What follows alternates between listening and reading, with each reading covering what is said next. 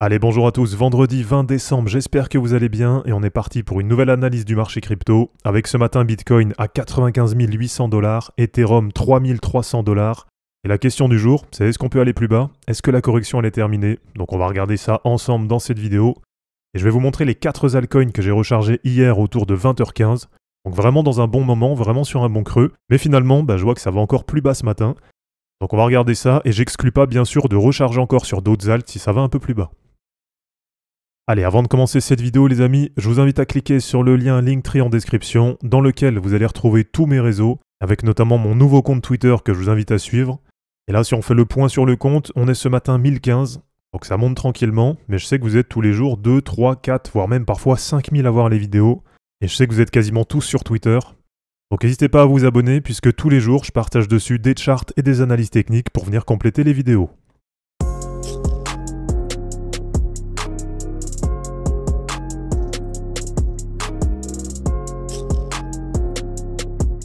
Alors du côté des total market cap, 3200 milliards sur total 1, 907 milliards sur total 3, et là je vois que ça bouge pas mal en ce moment.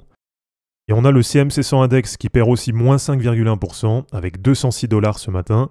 Et pour la top perf sur la journée d'hier, c'est la crypto Move, qui est une crypto qui est sortie il n'y a pas longtemps et qui m'intéresse un petit peu. Donc d'ailleurs n'hésitez pas à aller vous renseigner dessus. Et donc pour hier, elle nous a fait un plus 17%. Allez, déjà sur Bitcoin en daily, donc on avait vu le rejet sur le haut du canal ascendant. Et on est rapidement parti plus bas. Et là, ce qui n'est pas du tout positif, en tout cas pour l'instant, c'est que sur la clôture d'hier soir, on a clôturé sous le canal ascendant. Donc là, si je vous remets un petit peu les objectifs, donc tout simplement, si on reporte la hauteur du canal au moment de la cassure, bon, comme je vous dis à chaque fois, c'est pas au millimètre près, mais là, en gros, on a un objectif de cassure qui est autour des 89 700, donc allez, on va dire à peu près 90 000 $. Ce que je vous ai partagé hier, c'est qu'on a aussi la moyenne mobile 50 qui est en train d'arriver, donc la moyenne mobile 50 daily ou la moyenne mobile 7 en hebdo. Et donc c'est pour ça que je vous ai partagé un point de repli qui me paraît assez probable et qui pourrait être pourquoi pas autour des 93 300. Donc le temps que la MM50 elle continue à monter, le temps que Bitcoin continue à descendre, si jamais il continue, je pense que ça pourrait se croiser à peu près ici. Et donc côté stratégie, si ce qui vous intéresse par exemple c'est de vous replacer sur Bitcoin, pourquoi pas le faire autour des 93 300. Donc à voir si on ira chercher autour de 93 300 ou autour de 90 000. En tout cas pour moi les deux sont possibles. C'est vrai que quand on prend par exemple le RSI en daily, ça fait un moment qu'on n'est pas descendu à peu près sur la zone des 30. La dernière fois qu'on était sous la zone des 30, c'était pendant la correction du 5 août. Et la deuxième fois qu'on était assez bas, donc là à ce moment-là on était autour de 34-35, c'était sur la correction de début septembre. Donc c'est vrai que ça fait quand même plusieurs mois qu'on n'est pas descendu dans ces niveaux. Et vous savez que de temps en temps, le marché il a besoin de respirer un peu, il a besoin de redescendre. Donc pourquoi pas revenir sur un RSI daily qui sera assez bas, et en même temps revenir chercher sur des gros niveaux support. Et là si on regarde, c'est pareil, la MM50 daily, ça fait un moment qu'on l'a pas testé, et le dernier repli dessus, c'était pendant une correction de début octobre. Donc là pour moi, vous l'avez bien compris, je pense que la correction elle n'est pas terminée. En tout cas, je pense toujours qu'il y a la possibilité d'aller chercher au moins 93 300. Et si on va sur les total market cap, donc notamment déjà sur la Total 1, là on est autour des 3200 milliards. Donc c'est vrai que ça fait une correction qui est déjà pas mal, qui fait à peu près moins 15%, quasiment moins 600 milliards par rapport à lundi ou mardi. Et là regardez, c'est pareil, en termes de correction, on approche la moyenne mobile 50 daily. Et donc pourquoi pas trouver un stop, trouver un support sur la Total 1, à peu près autour de 3110 milliards de dollars. Allez, sur la Total 3, sur les altcoins, là c'est vraiment ce qui nous intéresse en ce moment. On arrive aussi sur des niveaux qui sont assez intéressants, donc très proches de la moyenne mobile 50 daily. Et ça fait un moment que je vous le dis, c'est vraiment le gros niveau à surveiller en support. Donc à mon avis, la correction est pas loin d'être finie, mais on peut encore aller légèrement plus bas. On est là ce matin autour de 905 milliards de dollars, et on pourrait trouver un support sur la moyenne mobile 50 autour de 890 milliards de dollars. Alors de mon côté stratégie, qu'est-ce que j'ai fait hier? J'ai rechargé sur 4 altcoins et je vais vous les montrer ce matin et je vais vous montrer les niveaux sur lesquels je me suis replacé. Donc la première c'est Ethereum. Elle est en cours de break baissier de sa moyenne mobile 50. Et moi j'ai rechargé hier autour de 20h, 20h15 sur les alts. Et donc sur Ethereum j'ai rechargé autour de 3430. Et en vrai c'est un niveau qui me paraît quand même pas mal, qui me paraît assez intéressant. Et là on voit que pour l'instant c'est en train de partir un peu plus bas.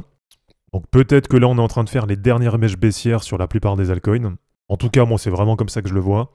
C'est vrai que ce repli sur la MM50 daily, c'est un repli qu'on attendait un petit peu, mais pour moi il n'y a pas non plus de grosse raison d'aller beaucoup plus bas. Donc sur Ethereum, première recharge autour de 3430. Et là c'est pareil, on voit qu'en daily, on commence à approcher la zone des 30. Donc normalement, on ne devrait pas être très loin des points bas sur les altcoins. Et du coup sur Ethereum, j'exclus pas de refaire pourquoi pas une nouvelle recharge. Alors à voir un petit peu, je vais surveiller aujourd'hui comment ça se déroule. Là c'est vrai que j'ai pas forcément encore défini de niveau bien précis pour refaire une entrée sur Ethereum. Ensuite la deuxième que j'ai rechargée c'est TAO. Et donc sur les 4 cryptos que j'ai rechargés, j'ai mis à peu près 40% des USDT que j'avais, et j'ai réparti ça sur les 4 cryptos. Donc sur TAO, là ce qui est pas mal, c'est qu'on arrive sur la moyenne mobile 200 daily. En même temps, on arrive sur un RSI qui est proche des 30, donc on est quasiment en survente sur TAO. Et donc hier sur TAO, j'ai rechargé autour de 20 heures et autour de 450 $. Donc c'est pareil, c'est un niveau qui me paraît plutôt pas mal, même si la mèche actuelle là en horaire elle est vraiment dégueulasse. Mais en soi, le point de recharge en lui-même, je trouve que par rapport à l'historique, il est plutôt bon. Et là, normalement, on doit arriver sur un bon niveau support sur TAO. Donc à voir si ça va tenir ou non. Alors ensuite, la troisième que j'ai rechargée, c'est INJ.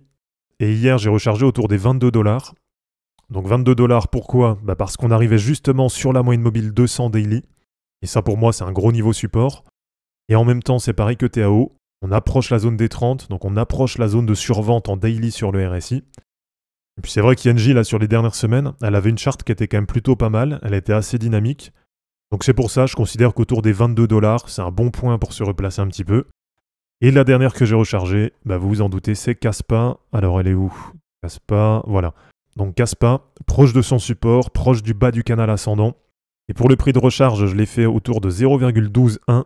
Donc voilà, à peu près par là. Et c'est pareil, là je vois que ça va un peu plus bas. Mais en soi, il n'y a rien de catastrophique pour l'instant. Il n'y a pas de cassure baissière du canal. Et on a un RSI daily qui est aussi assez proche des 30. Et un petit peu comme c'était le cas, par exemple, ici, début novembre. Et ça, pour moi, c'est assez important. Donc, je pense vraiment qu'on est sur des supports sur la plupart des altcoins. Même si c'est vrai que ça a bien corrigé. Là, si on prend par exemple Kaspa, depuis le 9 décembre, on est sur du moins 40%. Donc, c'est aussi pour ça que sur les cryptos dans lesquels je crois, et surtout sur celles qui ont des bonnes chartes, là, je considère qu'on est sur des niveaux intéressants pour recharger. Et c'est notamment pour ça que sur les dernières semaines, quand j'ai pris des profits sur les altcoins, je les ai pas réinvestis tout de suite. Et que j'avais réussi à garder à peu près 15-16% d'USDT. Et du coup, ce qui est pas mal, c'est que là, ce matin, il me reste encore à peu près 10% d'USDT. Donc je vais surveiller le marché, je vais voir comment ça évolue. Et bien sûr, si ça va plus bas, comme je vous dis, j'exclus pas de recharger à nouveau sur des altcoins qui m'intéressent. Donc voilà les amis, c'est terminé pour cette vidéo d'analyse technique sur les cryptos. J'espère en tout cas que ça vous aura plu. N'hésitez pas à aimer cette vidéo, à la commenter et à vous abonner pour en suivre d'autres. Je vous rappelle que dans la description de cette vidéo, vous allez retrouver tous les liens utiles et les liens pour me soutenir. Et je vous dis à bientôt pour une prochaine vidéo. Ciao!